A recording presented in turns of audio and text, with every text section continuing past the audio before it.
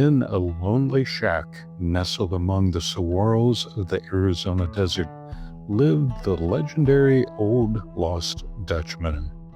His legend wasn't just about the gold he was rumored to have found, but about his profound love for the land itself and his friends. His true companions were not men of greed, but in contrast, an unlikely, silent pet rock named Pebble and a trusty old mule named Old Mule, whose stubbornness was only matched by his unshakable loyalty to the Dutchman. And Pebble wasn't just any old rock. He was a piece of ancient sandstone, smooth and gray, with a curious little notch on one side that made him look like he was always smiling. The lost Dutchman swore Pebble could understand him, and in their long, silent nights he'd find himself confiding his deepest thoughts to this little rock, whose quiet presence was always a comfort. Old Mule, on the other hand, was the muscle of the operation, a beast of burden with a surprising amount of personality.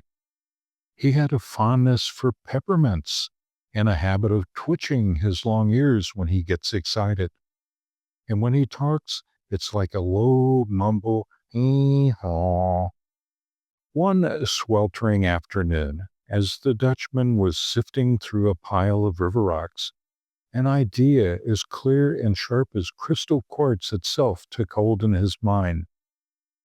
The Dutchman, his white beard catching the desert breeze beneath his wide-brimmed hat, was in a flurry of cheerful activity to get ready to go somewhere.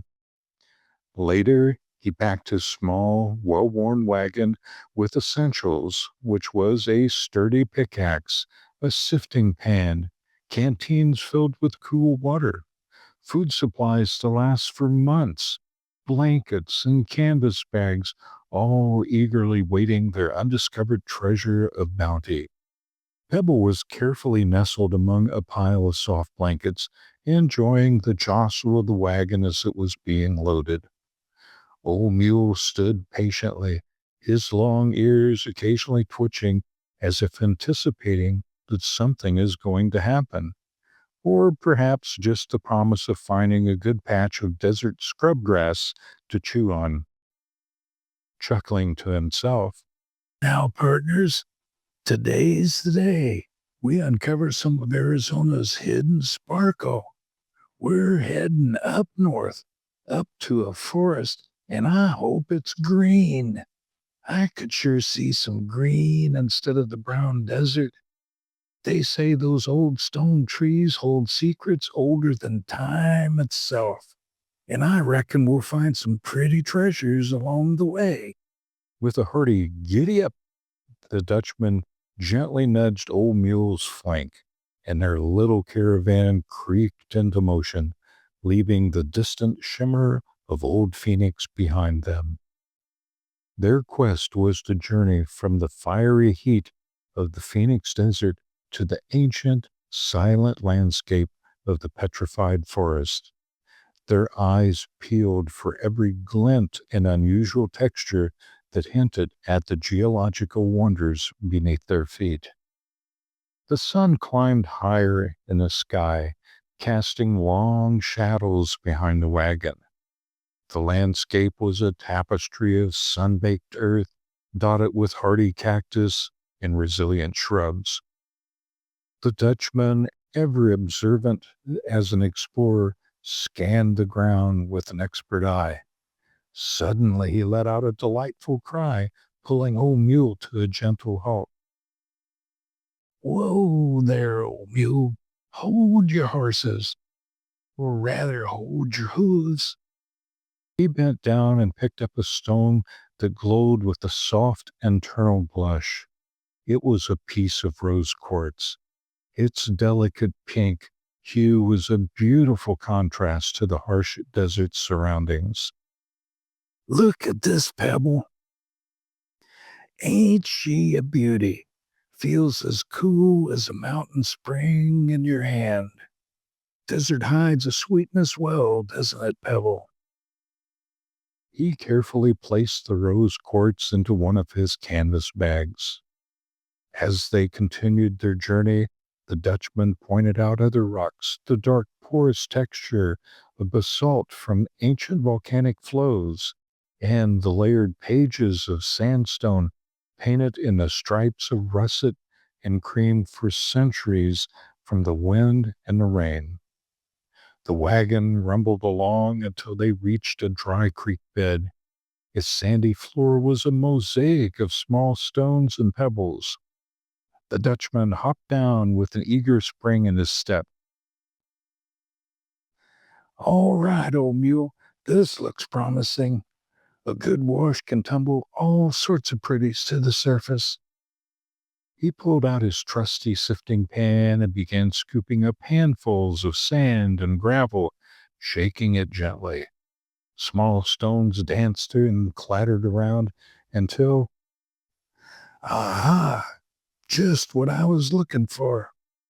He held up a few glistening quartz crystals. Some were perfectly clear, catching the sunlight like tiny diamonds, while others had a smoky, mysterious hue.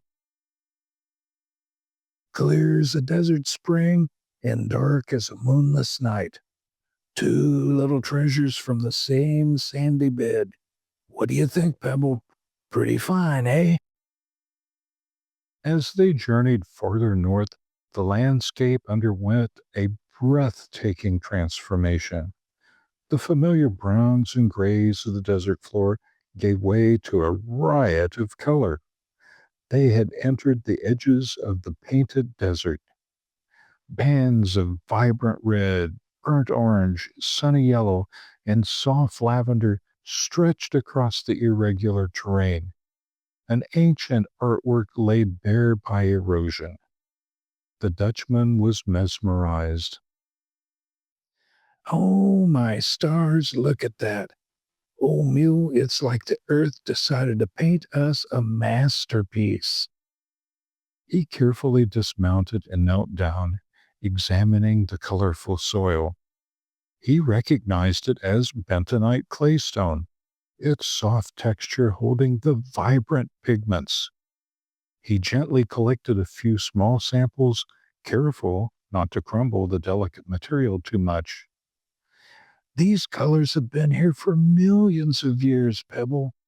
Think of all the stories this painted earth could tell." The air began to feel a little crisper, a welcome change from the Phoenix heat. In the distance, the flat topped mesas of the Petrified Forest began to appear on the horizon. Scattered across their surface were the unmistakable silhouettes of fallen logs, not of wood, but of stone. A sense of anticipation filled the Dutchman. "We're getting close. We're getting close now, old mule. Just a little farther, and we'll be walking amongst trees that turned rock. I thought it would be greener here, but it's not. It's just full of all the colors. Can you imagine that, Pebble? Wood that's become harder than granite. They are your grandparents and your great grandparents." Old Mule let out a soft, excited hee-haw, as if he too sensed the unique wonders that awaited them. They entered the park, and the sight that greeted them was truly extraordinary. This forest is in the middle of a desert. Massive petrified logs lay scattered across the landscape, remnants of an ancient forest that had been fossilized over millions of years. In fact, it was from the Triassic period of time, about 208 to 228 million years ago. The Dutchman was awestruck by their sheer size and the incredible detail preserved in the stone. He ran his weathered hand over the smooth, cool surface of a massive log. "Incredible! You can still see the rings, the grain. It's like time itself stood still and turn this wood to stone. He examined the intricate patterns of the quartz crystals that had replaced the original wood fibers, creating a kaleidoscope of colors within these stony logs.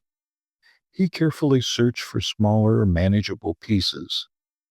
The Dutchman also carefully explored the ground around the fallen giants, his keen eyes scanning for any glint of any unusual shape. Suddenly, he spotted something nestled among the fragments of petrified wood, a small, usual rock, but it was lighter than it should be, like it was empty. He picked it up. He realized it was a geode, and when he cracked it open, it revealed a cavity lined with tiny, sparkling crystals. Their delicate hue shimmered in the sunlight. Oh, my stars, look at these little beauties, Pebble. A hidden treasure within a treasure. Colors like a twilight sky. He carefully scooped up the loose crystals and admired their delicate forms. Pebble was perched nearby on a colorful section of a petrified log, making him look like he was gleaming in the sunlight, almost as if he reflected the sparkle of the crystal itself. With another canvas bag now filled with rose quartz, the clear quartz, the smoky quartz from the creek bed, and the colorful claystone of the painted desert, the ancient agatized wood, and the dazzling geodes of crystals, the Dutchman carefully loaded their finds into the wagon. Well, old mule, Pebble, I reckon we've had ourselves a grand little adventure today. We've seen colors that make your eyes sing and rocks that whisper tales of millions of years gone by. As the afternoon sun began its slow descent toward the horizon, painting the desert in hues of orange and gold, the old lost Dutchman, with Pebble nestled securely amongst his treasures, and old Mule's steady rhythm pulling them along again, continued their journey toward the Grand Canyon. The wagon was a little heavier now. Its contents were a real reminder of the day's geological discoveries. A contented smile spread across the Dutchman's weathered face. He knew that these rocks and crystals were more than just pretty stones.